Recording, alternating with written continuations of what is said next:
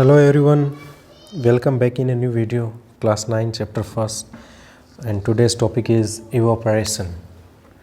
जैसा कि आप देख पा रहे हैं evaporation क्या होता है? एक नॉर्मल फिनोमेनन है जो होता रहता है हमारे चारों तरफ। वाटर जो होता है वो हीट की वजह से या टेम्परेचर राइज की वजह से भाप बनकर वेपर बन के उड़ जाता है। ओके, तो देखिए, do we always need to heat or change pressure for changing the state of matter? हम क्या पढ़ कर आए हैं? अगर आपको स्टेट ऑफ मैटर की जो स्टेट होती हैं सॉलिड, लिक्विड एंड गैस, उनको अगर आपको चेंज करना है तो आपको क्या करना पड़ेगा? आपको कोई सूटेबल टेम्परेचर प्रोवाइड करना पड़ेगा या प्रेशर एग्जर्ट करना पड़ेगा। जैसा प्रीवियस वीडियो में पढ़ा, जैसे आइस है, अब ये किस स्टेट में है? ये सॉलिड में है। इसको कन्वर्ट करना है वाटर के अंदर, तो कन्वर्ट कैसे होगा वाटर के अंदर? वाटर किस में होता है? लिक्विड स्टेट में होता है। तो अगर आपको सॉलिड का लिक्विड में कन्वर्जन करना है तो आपको यहाँ बर्फ़ को गर्म करना पड़ेगा, थोड़ा टेम्परेचर उसका बढ़ाना पड़ेगा, थोड़ा टेम्परेचर उसको देना पड़ेगा। तो आप टेम्परेचर देखकर, आप टेम्परेचर सब्सटेंस जो है उसको टेम्परेचर प्रोवाइड करके उसकी स्टेट जो है उसको चेंज कर सकते हो। जैसे एक एग्जांपल, दूसरा एग्जांपल, जैसे यहाँ पर गैस के मॉलिक्यूल्स हैं, जैसे CO2 का ही मान लेते हैं। CO2 के मॉलिक्यूल्स हैं ये बहुत सारे। ओके, आपको अगर इस गैस को अगर आपको लिक्विड में कन्वर्ट करना है, किस में कन्वर्ट करना है? लिक्विड CO2 अगर आपको बनानी है, गैस या CO2, आप क्या करेंगे? पिस्टन्स जो है उसके ऊपर पिस्टन से प्रेशर डालेंगे। ये मान लीजिए पिस्टन है, इस पिस्टन से क्या करेंगे? हम प्रेशर एग्जर्ट करेंगे तो पार्टिकल्स बहुत नज़दीक आ जाएंगे और ये कन्वर्ट हो जाएगी किस में? लिक्विड CO2 के अंदर। तो हम मैटर जो है उसकी स्टेट को चेंज कर सकते हैं, लेकिन कैसे चेंज कर सकते हैं? टेम्परेचर की वजह से और प्रेशर की वजह से। आगे चलते हैं। Can you quote some examples from everyday life where change of state from liquid to vapour takes place without the liquid reaching the boiling point? अब ये ऐसे बता रहा है, देखिए, आप पानी को जब गर्म करेंगे,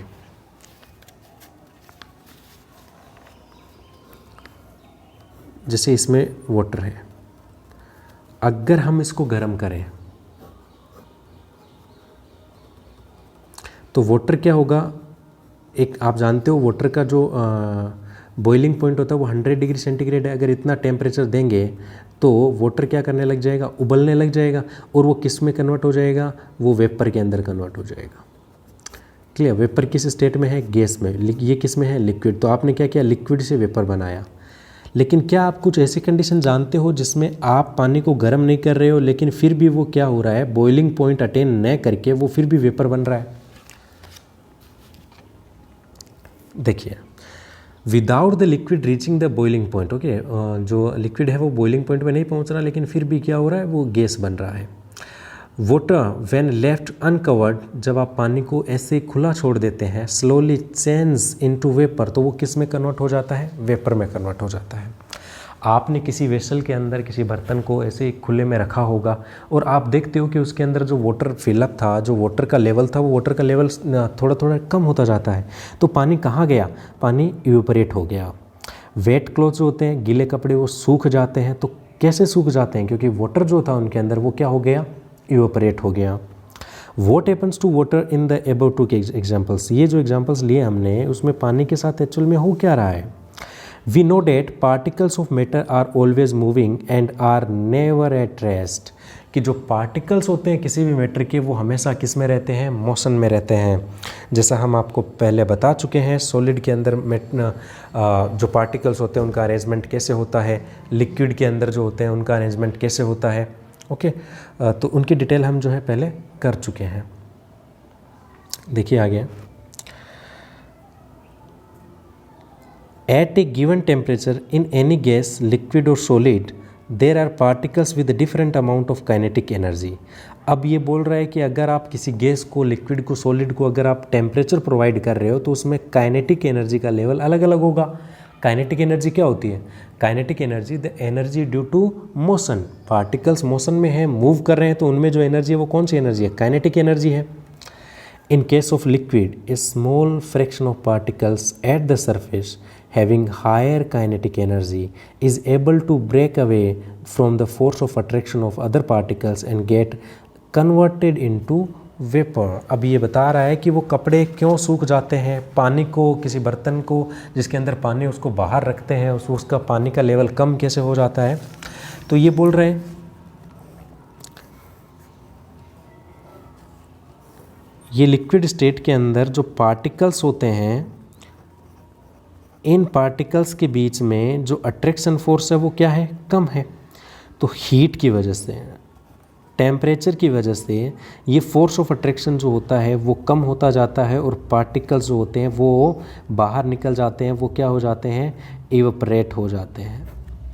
समझ गए होंगे आप इस बात को। तो उनके अट्रैक्शन फोर्स जो है पार्टिकल्स का वो कम हो जाता है और वो किस में कन्वर्ट हो जाते हैं? वेपर में। This phenomenon of change of liquid into vapours at any temperature below its a boiling point is called evaporation.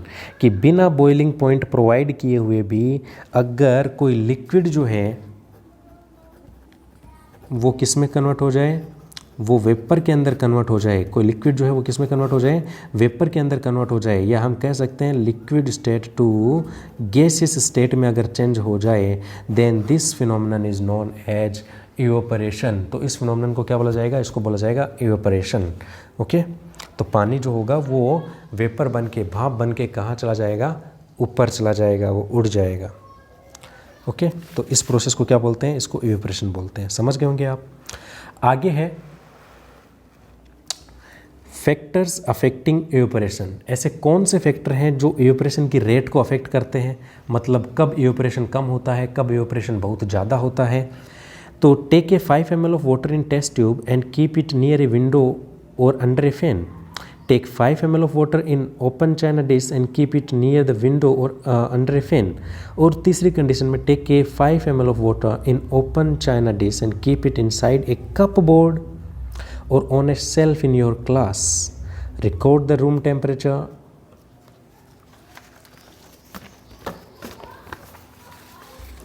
Three conditions. First condition में हमें टेस्ट ट्यूब में वाटर लेना है। ये टेस्ट ट्यूब लिया हमने, इसके अंदर पानी लिया हमने 5 ml water. Okay, test tube के अंदर 5 ml पानी लिया है। दूसरी कंडीशन में क्या किया? एक चाइना डिश है कोई, ये कोई चाइना डिश है, इसमें पानी लिया वही 5 ml। इसको भी कहाँ पे रख दिया? जो खिड़की है उसके पास, या फैन, पंखा जो उसके नीचे रख दिया। इसको भी वहीं पे, इसको भी वहीं पे। थर्ड, ये फर्स्ट कंडीशन, ये सेकंड कंडीशन। थर्ड एक्टिविटी में क्या बता रहा है? 5 ml वाटर लेना है हमको वही चाइना डिश के अंदर, लेकिन इसको कप बोर्ड के अंदर या किसी सेल्फ के अंदर रख देना है।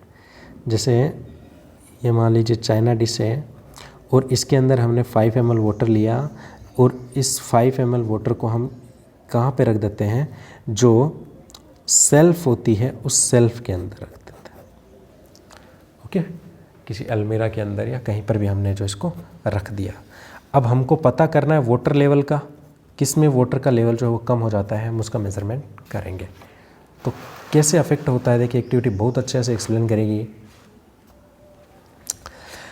Record the room temperature. आपको जब ये तीनों कंडीशंस आप कर रहे हो, ये एक्टिविटी जब कर रहे हो, तो उस समय आपको रूम टेम्परेचर ऑब्जर्व कर लेना है कि रूम टेम्परेचर कितना है।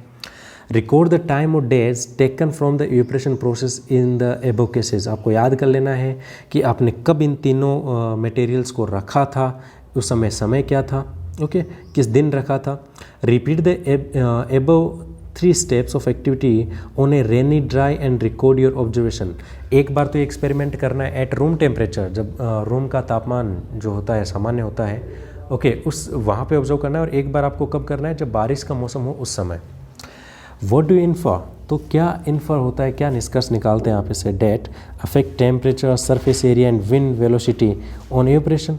तो ये बता रहा है कि क्या जो टेम्परेचर होता है, जैसे रूम टेम्परेचर या रेनी सीजन में टेम्परेचर जो होता है वो अलग होता है क्या वो, या सरफेस एरिया जो है, जैसे कि एक तो टेस्ट ट्यूब है और एक चाइना डिश है, तो दोनों का सरफेस एरिया अलग है। और जो हवा है या हवा की जो स्पीड है, वेलोसिटी है, क्या ये चीज़ें जो हैं तीनों, क्या ये इवेपोरेशन के ऊपर अफेक्ट डालती हैं?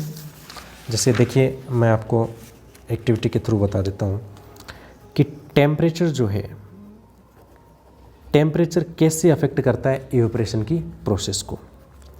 सरफेस एरिया, सरफेस एरिया वो होता है जहाँ से सरफेस कांटेक्ट में होती है एटमॉस्फेयर के।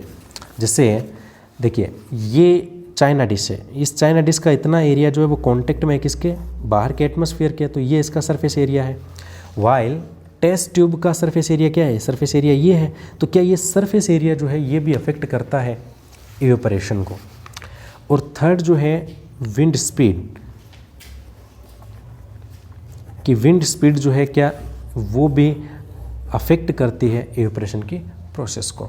तो ये 3 फैक्टर के पर्सपेक्टिव से हम पढ़ेंगे कि इवेपोरेशन कब कम और ज़्यादा होगा, टेम्परेचर के साथ, सरफेस एरिया के साथ और विंड स्पीड के साथ। चलिए, you must observed that the rate of evaporation increases with, अब रेट ऑफ इवेपोरेशन कब इंक्रीज करता है, पहले उसकी condition, N increase of surface area, अगर सरफेस एरिया ज़्यादा होगा इवेपोरेशन ज़्यादा होगा। जैसे मैं आपको एक एक्टिविटी के थ्रू ये चीज़ समझा देता हूँ। जैसे ये एक बर्तन है, इसमें पानी है मान लीजिए, इसका सरफेस एरिया इतना है, और यहाँ एक बर्तन और है और इसका सरफेस एरिया इतना है, इसका सरफेस एरिया ज़्यादा है। तो इन दोनों में से इवेपोरेशन किस बर्तन से ज़्यादा पानी जो होगा वो वेपर बन के ऊपर जाएगा। तो आप जानते हो इसका सरफेस एरिया ज़्यादा है, तो इसमें से क्या है, ज़्यादा वाटर जो इवेपोरेट हो सकता है।